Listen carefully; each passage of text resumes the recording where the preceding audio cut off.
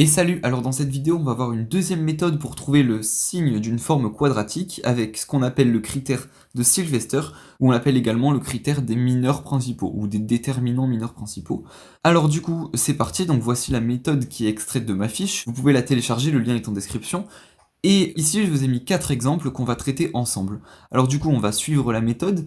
D'abord, on va devoir trouver la matrice M associée à la forme quadratique Q. Donc ça, je vais pas m'attarder dessus, on a déjà vu comment faire dans la vidéo précédente. Donc on avait trouvé cette matrice-là et cette matrice-là. Et pour ces deux-là, je vous laisse le faire de votre côté. Alors maintenant qu'on a fait la première étape, on va passer à la deuxième, qui est de trouver les mineurs de la matrice. Alors si vous savez pas ce que sont les mineurs, c'est simplement les déterminants successifs. Alors on va voir ça concrètement, par exemple avec le premier exemple.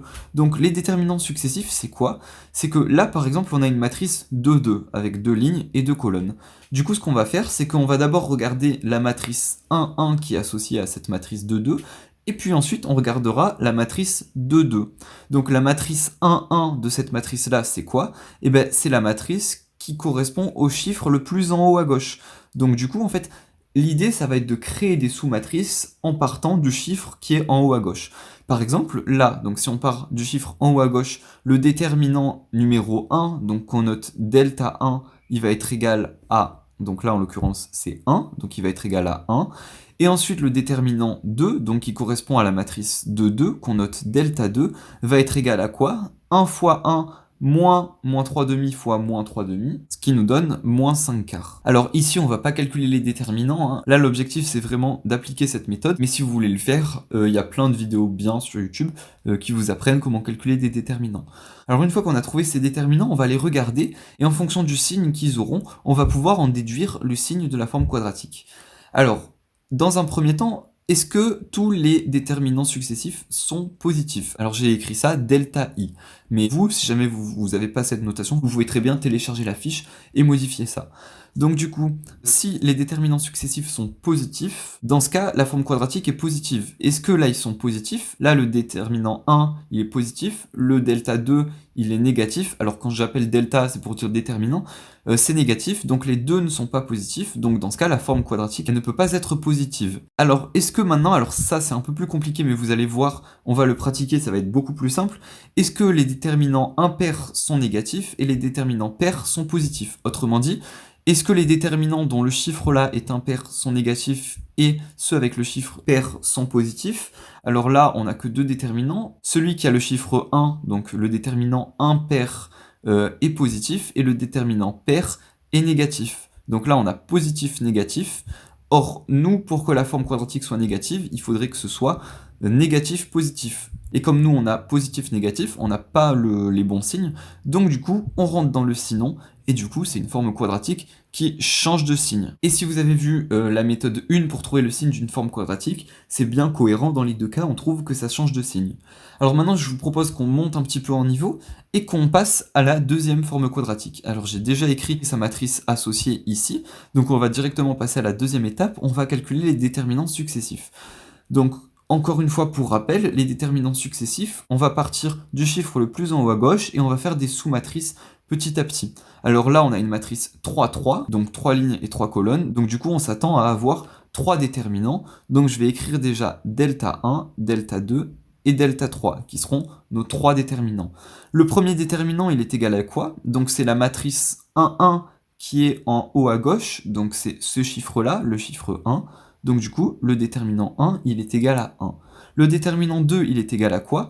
Et bien là, ce qu'on va faire, c'est qu'on va prendre le déterminant de la matrice 2-2 en partant du chiffre le plus en haut à gauche, c'est-à-dire là, on aurait la matrice 2-2 comme ceci, et du coup, son déterminant, il vaut quoi? C'est 1 fois 2 moins 0, du coup, c'est égal à 2. Maintenant, si on calcule delta 3, donc le déterminant de la matrice 3-3, et bien là, en fait, c'est simplement le déterminant de la matrice M, et du coup, celui-ci, il vaut quoi? Il vaut 0. Donc du coup, maintenant qu'on a trouvé ces trois déterminants, on va pouvoir regarder dans quel cas on se trouve. Est-ce que nos trois déterminants sont positifs ou nuls? Bah là, 1, 2 et 0, c'est positif ou nul, donc du coup, c'est bien une forme quadratique positive. Alors juste petit point de détail, quand je dis positif ou nul, il faut qu'il y ait au moins un des chiffres qui soit positif, bien évidemment. Alors maintenant qu'on a réussi l'exemple 2, on va passer au troisième. Alors, on va chercher les déterminants successifs delta 1, delta 2 et delta 3.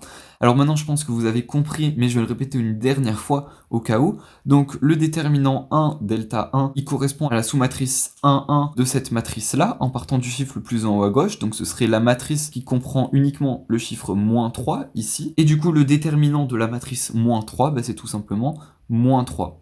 Ensuite, pour delta 2, donc c'est le déterminant de la sous-matrice associée à cette matrice-là, donc de la sous-matrice avec 2 lignes et 2 colonnes, donc de la sous-matrice 2, 2. Et donc du coup, on prend son déterminant associé, moins 3 fois moins 1, moins 1 demi fois 1 demi. Et du coup, si on fait ça, qu'est-ce qu'on trouve? On trouverait 11 quarts. Enfin, on regarde la matrice 3, 3, qui est associée à cette matrice-là, donc c'est la matrice elle-même. On prend son déterminant, et donc du coup le déterminant de cette matrice-là, il vaudrait quoi? Il vaudrait moins 5 demi. Donc du coup, est-ce que tous nos déterminants sont positifs? Ben non, regardez, là on a négatif, là on a négatif, donc du coup c'est pas que positif. Maintenant, on va regarder la deuxième condition, est-ce que tous les déterminants des matrices impaires sont négatifs? Alors là, on regarde les déterminants des matrices impaires, donc c'est-à-dire les déterminants, les deltas dont le petit chiffre à côté il est impair. Donc là, 1 c'est impair et 3 c'est impair. Donc est-ce que les deux déterminants, celui-ci et celui-ci, sont négatifs? Eh bien regardez, moins 3 et moins 5 demi, c'est bien négatif.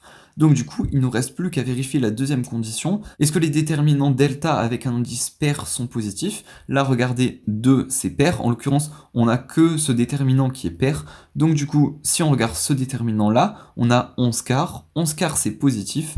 Donc du coup, on respecte bien cette condition-là. Donc pour résumer, tous les déterminants impairs sont négatifs, tous les déterminants pairs sont positifs. Et de ce fait, on peut en conclure que le signe de la forme quadratique c'est moins, donc cette forme quadratique elle est négative. Enfin, on passe au dernier exemple. Premièrement, trouver la matrice associée à la forme quadratique, c'est déjà fait. Alors je vous propose que j'écrive en haut, parce que comme ça j'aurai de la place. Donc du coup, premièrement, on va calculer les déterminants successifs. Alors delta 1, il est égal à quoi? J'espère que vous avez trouvé moins 3. Pour rappel, on prend le chiffre en haut à gauche. Ensuite, delta 2, il est égal à quoi? Alors, on prend la matrice de 2 associée à cette matrice-là en partant d'en haut à gauche. Donc, on trouverait 11 quarts. Et enfin, on calcule le déterminant numéro 3 de la matrice 3, 3, donc de cette matrice-là. Et du coup, qu'est-ce qu'il vaut? Il vaut 17 demi. Maintenant qu'on a calculé les déterminants successifs, on va devoir chercher le signe. Alors, est-ce que tous les déterminants sont positifs? Là, on a négatif, donc du coup, tous les déterminants ne sont pas positifs. Ensuite, est-ce que les déterminants impairs sont négatifs? Alors déjà, on cherche les déterminants impairs, on a celui-là et celui-là. Celui-là, il est bien négatif, mais celui-là, il est positif. Donc du coup, non, cette condition n'est pas vérifiée, donc la forme quadratique, elle peut pas être négative. Et de ce fait, la forme quadratique, elle changera de signe. Donc du coup, dans ce cas-là, on aura également un changement de signe.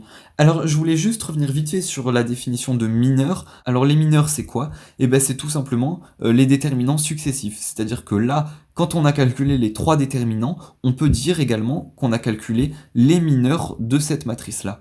Voilà, donc j'espère sinon que toute cette méthode aura bien été claire. Vous voyez, au final, on prend très vite l'habitude, mais il faut le faire plusieurs fois pour bien se roder.